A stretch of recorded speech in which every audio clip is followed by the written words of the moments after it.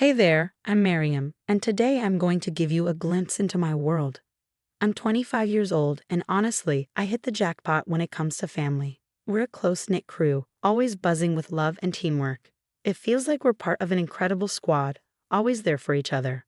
Every evening, we have this family tradition where we gather around the dinner table. But it's not just about eating. It's our time to connect, share stories about our day, and help each other tackle life's challenges. It's amazing how a simple meal turns into a mini family conference. So, how was your day, Miriam? Mom asked, passing me the salad bowl. I smiled. It was great. I nailed that presentation I was so nervous about. That's my girl. Dad beamed, giving me a proud nod. My older brother, Ahed, chimed in. I knew you'd crush it. All that practice paid off, huh? Ahed's always had my back, especially with my studies. He's like my personal tutor and cheerleader combined. And then there's my sister, Isra, who keeps us laughing with her crazy stories. You won't believe what happened at work today, Isra began, her eyes sparkling with mischief. We all leaned in, ready for one of her wild tales. That's the thing about our dinners. You never know what stories will come out of it. But we're not just about talking. We're all about action too. Everyone has their responsibilities. Dad's the king of lawn care. Mom rules the kitchen. Ahed's our tech wizard. Isra keeps the living room spotless, and I've got the laundry routine down. Miriam, don't forget it's your turn to do the dishes tonight. Mom reminded me as we wrapped up dinner. On it, Mom, I replied, laughing as Isra nudged me. Need company while you scrub. That's the thing about chores in our house. They're never boring. We team up and make them fun. But the real fun, our monthly family trips. It's a tradition for us. We all sit down, brainstorm ideas, and plan our next adventure. How about hiking next month? I suggested during one of our planning sessions. Oh yes, Isra exclaimed. I know an awesome trail that leads to a waterfall. Sounds perfect, Dad agreed. Can you check what gear we'll need? Sure thing, Ahad replied, already on his phone researching. Mom smiled at us. I'll handle the picnic. Any requests? And just like that, we were all set, excited for our next adventure. Sometimes I sit back and realize how lucky I am. This warm, loving atmosphere isn't just comforting. It's my secret weapon. It keeps me going when life gets tough. The support, the laughter, the way we pitch in for each other. It's not just about family, it's about building each other up.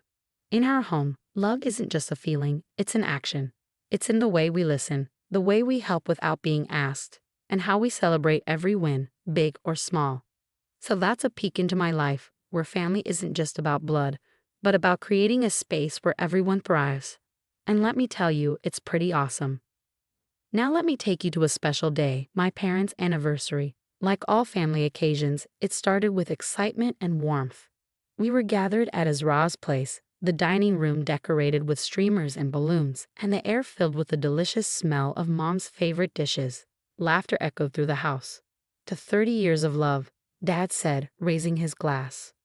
We all toasted, the sound of glasses clinking like bells. May we all find a love as strong as yours, I added, smiling at my parents. Isra handed me a glass of what looked like my usual peach iced tea. Here, I made this special for you, she said with a smile that, in hindsight, seemed a little off. I took a sip and immediately paused. Something didn't taste of I brushed it off, not wanting to make a fuss on such a happy day. But as the evening wore on, things started to feel strange. The room began to spin, and the voices around me sounded distant, like I was underwater. Are you okay, Miriam? Ahad's voice sounded far away, his concern barely registering. You look pale. I tried to respond, but my tongue felt heavy, like it was stuck to the roof of my mouth. The last thing I remember clearly was Sarah's voice, unnervingly calm amidst the growing panic.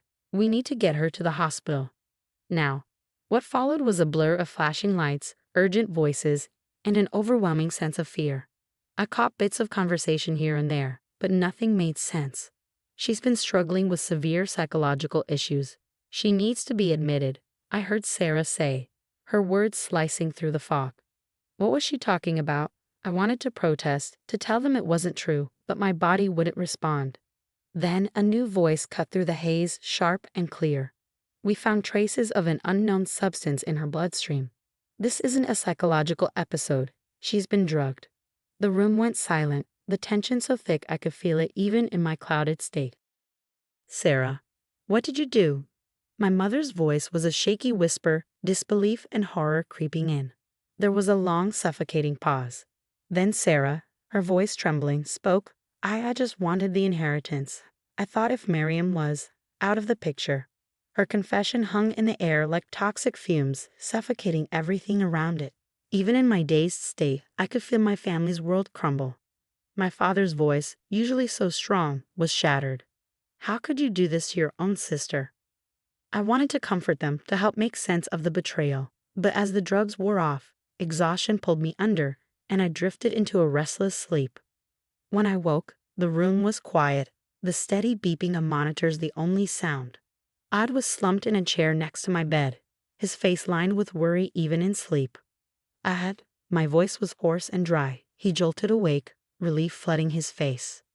Miriam, you're okay. He filled me in on what had happened, and as I listened, a storm of emotions swirled inside me: shock, hurt, anger, and an overwhelming sadness. Where's Sarah? I asked, almost afraid of the answer. Ahad's face darkened. She's been arrested. The police are handling it now. I nodded, unsure of how to process it. My own sister had tried to, get rid of me? Lock me away. The realization was too much to bear. I can't believe she would do this, I whispered, tears stinging my eyes.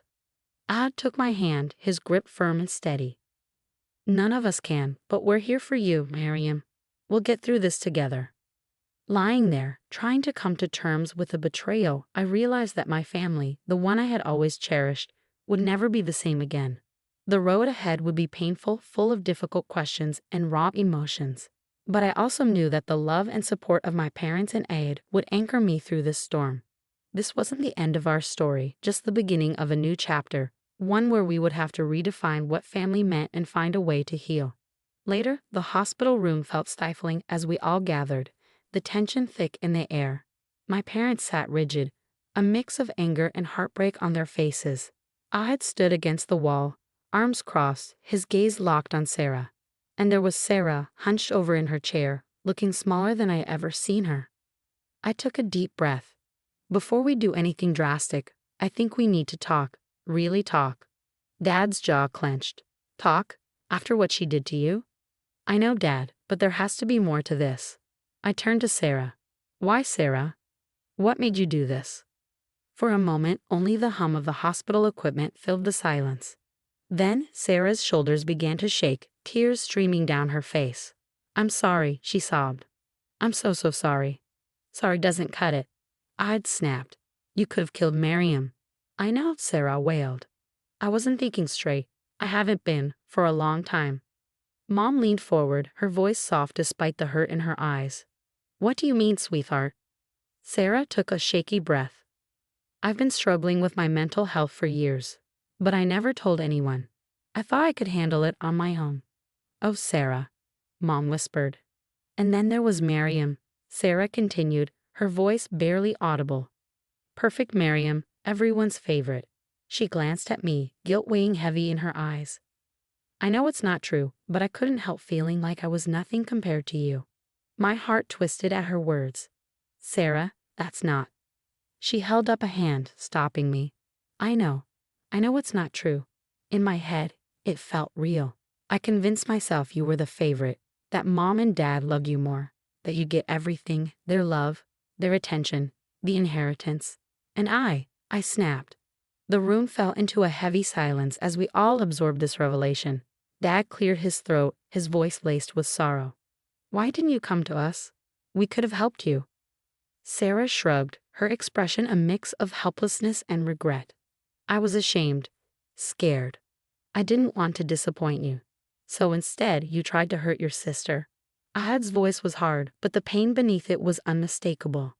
I wasn't thinking clearly, Sarah said softly, her voice small. I thought if I made Miriam look unstable, maybe you'd see me, love me more. My heart ached. How had I missed my sister's pain for so long? What you did was wrong, Sarah, I said gently. But I understand now, and I forgive you. Sarah's head shot up, her eyes wide in disbelief. You do? I nodded, tears in my eyes. You're my sister. I love you, but you need help, real help. Mom reached out, squeezing Sarah's hand. We'll get you that help, sweetheart. Whatever it takes. Dad nodded, his stern expression softening. We're a family, we'll face this together. For the next few hours, we sat together, hashing out a plan. Sarah would start intensive therapy immediately. And we have family sessions to work on our communication. Id and Dad would oversee Sarah's finances for a while, just as a precaution, and I suggested that Sarah volunteer somewhere to help her reconnect with her compassion. I'd like that, Sarah said, nodding. I want to make amends. As our impromptu family meeting wrapped up, I felt a glimmer of hope. The road ahead wasn't going to be easy, but we were facing it together. Sarah, I said as everyone was getting ready to leave, I want you to know something. I've never thought of myself as the favorite. You're my big sister. I've always looked up to you, admired you. I'm sorry if I ever made you feel less than. Tears welled up in Sarah's eyes again. Oh, Miriam, I'm the one who should be sorry. And I am, I promise. I'll make this right.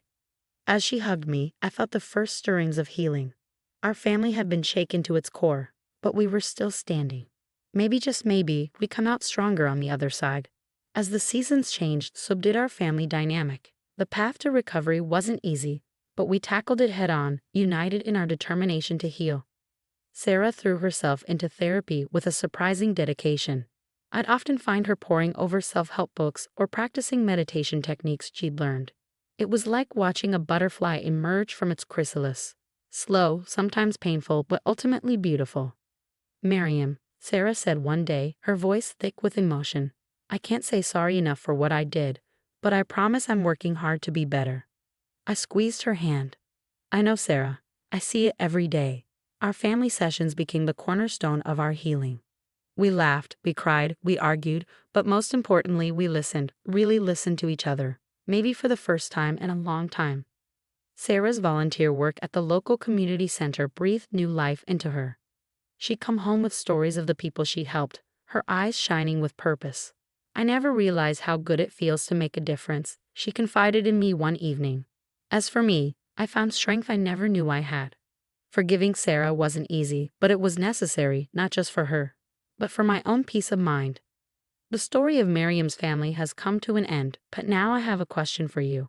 If you were in Miriam's shoes, could you forgive a family member who deliberately tried to harm you? What would it take for you to trust them again? Share your thoughts in the comments below. Your perspective could help someone facing a similar situation. If you found this story engaging, don't forget to hit that like button. For more thought-provoking content, subscribe to our channel. Your support helps us continue sharing stories that matter.